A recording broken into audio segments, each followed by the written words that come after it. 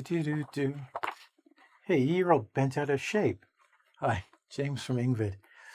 E is in the form of the number 7 because we have 7 cool English idioms to learn today.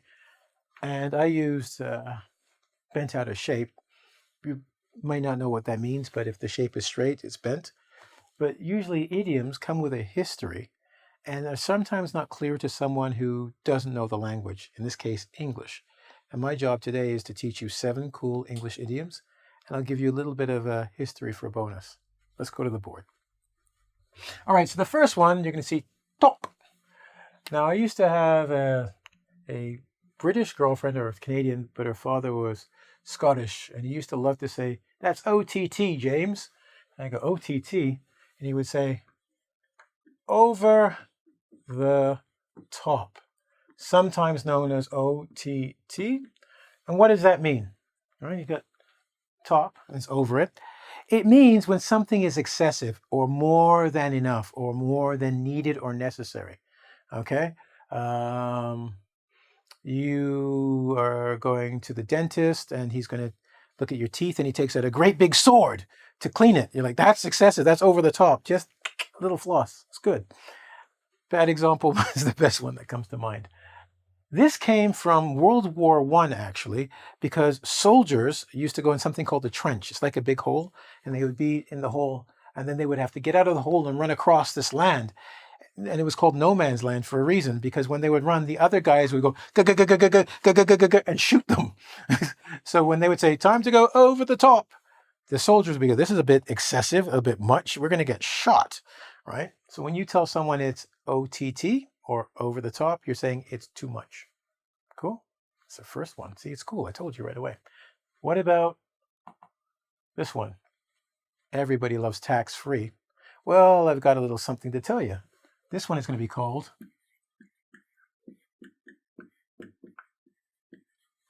scot-free. And some of you might say, scot-free? Is that a name? It's like, it seems like Scottish, right? And free. This is from Old English, from medieval times. Medieval times is like, when the king and queen, 400 years ago, maybe 16th century, the British used to tax people, and a word for tax was called scot. Okay? Now, if you didn't have to pay the taxes or you got away from paying the taxes, it was called scot-free.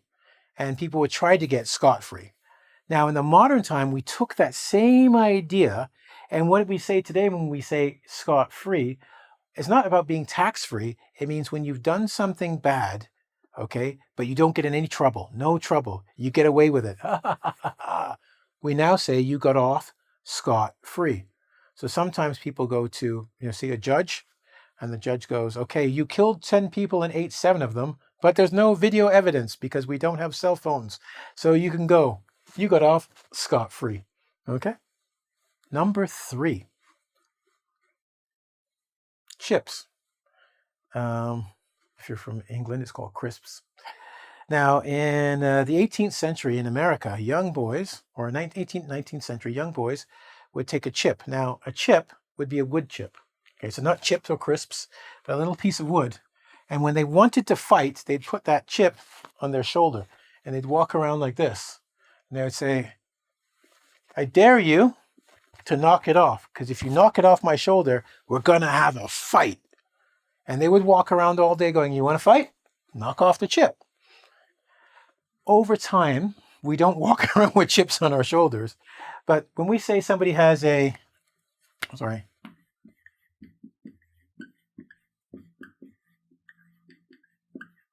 chip on their shoulder, we're saying they're looking for trouble. They want to fight. They're walking around. You've seen ladies and guys walking around like this, looking around. And what are they looking for? They're looking for a fight. They want you to say something or do something. So they go, "Let's fight." Or they have a bad attitude. And you walk around with a chip on your shoulder. You're always looking for a verbal fight or a physical fight or a problem. Okay? Now, we're going to go back to medieval, that king and queen times, for this one. Back then, I guess some of the bakers, people who make bread, weren't always honest people. And sometimes they would make bread, and we call it Today we have sliced bread, but we call it a loaf, and that's when you have many pieces together, right? They would make the loaf a little light. They wouldn't put all the stuff in the bread, and they would weigh it, okay? Now, if the people found out that the bread wasn't have the weight that it was supposed to, the baker would get in trouble, okay? Now, the bakers got worried because it could be serious trouble because you're stealing, basically. Now, you notice I have eggs, and there's a 12, and I said plus 1. So let's draw an extra egg. Well, this is called a baker's dozen. What? Yeah. Why? You heard what I said, right? Baker's dozen. So what the baker, the person making the bread, would do, would throw in a little extra bread to make sure that the bread was the exact right weight. That way, they wouldn't get in trouble with the law because they would say, okay, maybe my bread, if I made 12 of them, was a little light, but I gave them number 13, okay? And in giving them number 13, it equals 12 perfect ones. So that's why sometimes when you go to a bakery and they give you what's called a baker's dozen, you don't get 12, you get 13. Cool, right? Go get your bread. Because in North America, bread also means money, but that's another story. All right, so we're at 4. Let's go to number 5. I've got a bee and I got a moon. All right, so medieval people were weird. We're going to go back to medieval times, and we're going to go to something we all, well, not we all, but married people celebrate in many places in the world, but especially in the Western world. They have what's called and you're going to say, what does a bee and the moon have to do with honey or moon or anything? Well, if any of you have ever watched an Avengers movie in the last 10 years, and one day this will be very old and you Avengers? Okay.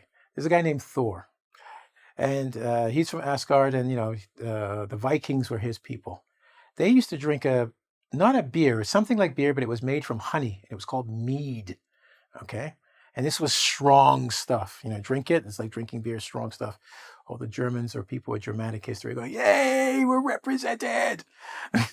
Okay? So, but back then, what people would give to the people getting married, the couple, they would give them like a month's supply of mead for fertility and for them to be happy and joyous. And remember, they're drinking, so they're going to be happy. And if you drink too much, well, maybe you'll get babies. That's another story. I got lots of stories. So they would drink this over a period of time, and that became the honeymoon, because over a 30-day period, you would drink this mead, right? You would get happy and maybe fertile and have a big family. Now, that's what the honeymoon is. But this is Ingvid and this is me, so I'm not done. Honeymoon after marriage. But honeymoon, remember I said a happy period? Because also, when you get a new job, say the first 30 to 90 days, we call it the honeymoon period, which is everything should be nice. You should be on your best behavior. Your boss is on their best behavior. Everybody's good. Because we all know the honeymoon's got to end, right? We have it in elections. When new presidents or prime ministers are in, everybody thinks, like the honeymoon, good. We're like, hey, let's give them a chance. Let's see what they're going to do. And we're going to support them in everything they do because we just got together in a new relationship. Right? So that's called the honeymoon period. Because we say after the honeymoon period, and any husband and wife will tell you, after it's done, you go back to work. Right? And after we have a honeymoon period in a job or in a relationship, we get back to what we call reality and we see where things really are. Yeah. Anyway, let's move on. Damn medieval people. Yeah, I got one more. I swear, these are the most creative people in the world. So, this is my idea of a bird.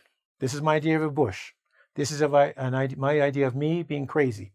All right, so, bird and bush. What is this? Well, I would like to tell you about it, but I don't know how to tell you. So I'm going to try and talk about it, but when I talk about it, I might not really get to it. And when I think about it, maybe it's not the best. You're going to go, can you just get to the point? Get straight to the point. That's this idiom. When somebody is talking about something, but they never get directly to it, and they keep talking around and around, we call it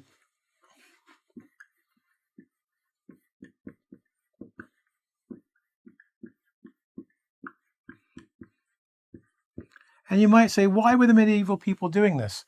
Well, sometimes if they knew there was a bird in the bush and they couldn't get it because the bird was hiding, they would beat the bush, and it would scare the bird and it would fly away. Now, they didn't directly go in there and stab or try and kill the bird. They would beat the bush around the bush to get the bird to get out so they can catch it. And sometimes when people beat around the bush, the subject is difficult. They don't know how to talk about it. So they'll talk around it and say, maybe, and I was talking to John and this happened and I wanted to get to, can you just tell me? Stop beating around the bush. Now, I want to do the last one, which is number 7, lucky number 7. And we're going to go way, way, way, way back.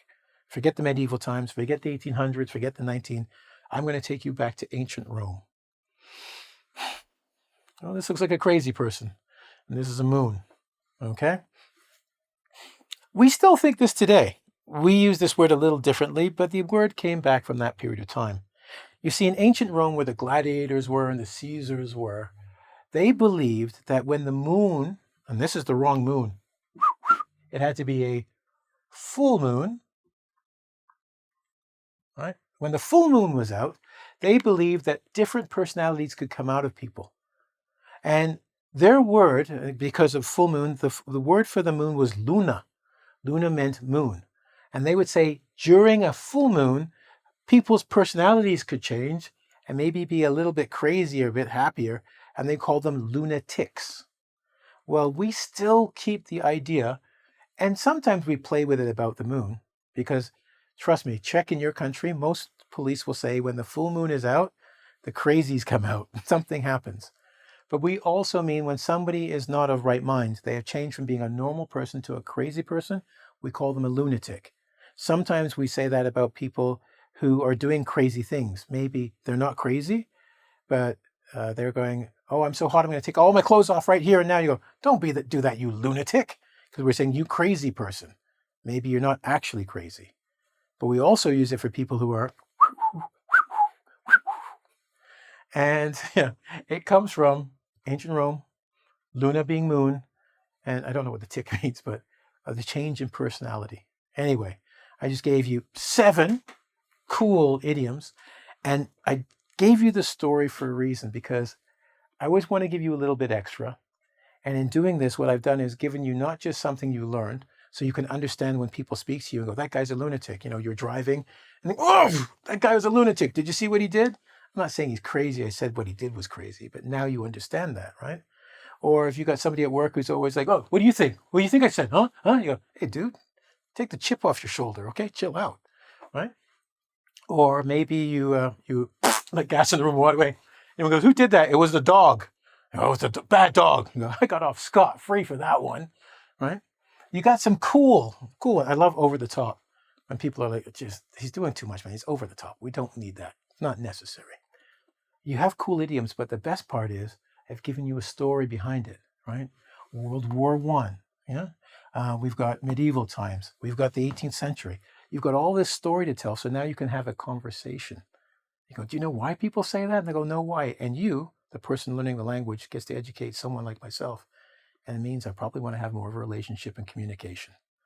Anyway, that's a long story short. I just made it longer. Have a great day, but don't forget to go to Engvid, okay? Engvid.com to see other lessons on idioms, grammar, reading and writing to help you on your English journey. It's been fun. Take care.